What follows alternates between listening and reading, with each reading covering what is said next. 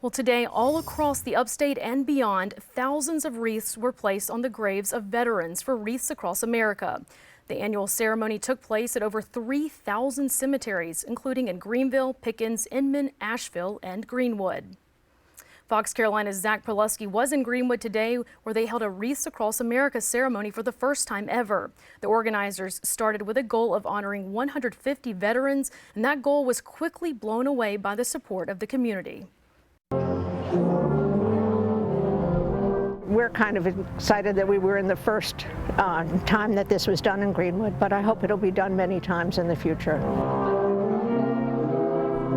Over 1,400 wreaths now scattered across Greenwood cemeteries, honoring those who paid the ultimate price serving our country. It's too strong for words. For nearly 30 years, Wreaths Across America have been remembering the fallen, honoring those who serve, and teaching. We just want to make sure that our children and the next generations understand and honor what it takes to preserve our beautiful country as it is. The Greenwood ceremony, sponsored by the Mount Ariel chapter of Daughters of the American Revolution. Each branch of the military also represented, with veterans from World War II, Korea, Vietnam, and more in the same room to pay their respects. For veterans I spoke to, they say honoring and remembering their fallen soldiers happens nearly every single day. They also say that events like this are still very special to be a part of. I think it's very meaningful. You read the names of these veterans and think about what they offered to this country and how important their service was and how we value it. Each grave of a veteran marked by a white flag.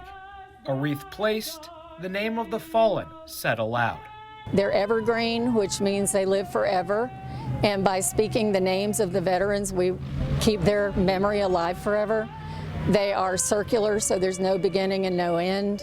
And the home of the brave. And in Inman, wreaths were placed on graves at Inman Cemetery, Inman First Baptist Church, and Roselawn Memorial Gardens, which is the final resting place to more than 800 veterans. The organizer tells us they're grateful for generous donations from the community, which allows them to participate in the remembrance ceremony. Well, it's just not for veterans and their families, it's for everybody to recognize it, no matter whether you're a veteran or not, or you know a veteran or not, because without the veterans, again, as I said, they wouldn't have the freedoms they do. So it's very important that they realize that even though they don't have a veteran in their family, it's important to recognize them because it's their freedom they're talking about. This is the 5th year American Legion Post 45 has participated in the National Remembrance Ceremony.